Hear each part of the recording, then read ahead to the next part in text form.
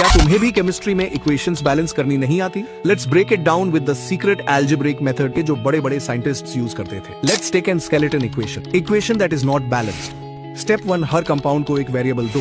Ferrous को A, H2O को B, Fe3O4 को C, H2 को D।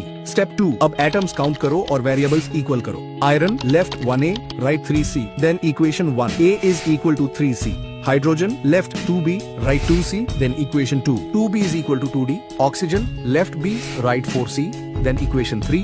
B is equal to 4C. Step 3, अब इक्वेशंस को सॉल्व करो। सभी वेरिएबल्स को एक ही वेरिएबल के टर्म्स में कन्वर्ट करो, जैसे A is equal to C, B is equal to C, D is equal to C। फिर जिस टर्म में वेरिएबल्स को कन्वर्ट किया है उसे एक अस्यूम करते हैं, बाकी वैल्यूज अपने आप निकल आती। तीनों इक्वेशंस देखो, इन तीनों में A और B C के बराबर है, मतलब हमें D को भी C के बराबर करना है। इसके लिए किसी भी इक्वेशन को उठाओ और उसमें दूसरी वैल्यू डाल दो। इक्वेशन 3 से हमें B बराबर 4C मिला। अब इसे इक्वेशन 2 में डाल। अब D का 2 हटाने के लिए हम दोनों तरफ को 2 से डिवाइड कर देते हैं, तो D is equal to 4C मिल गया। अब सभी वेरिएबल्स C के टर्म्स में आ गए। अब अस्यूम करते हैं C1, A3, B4, D4।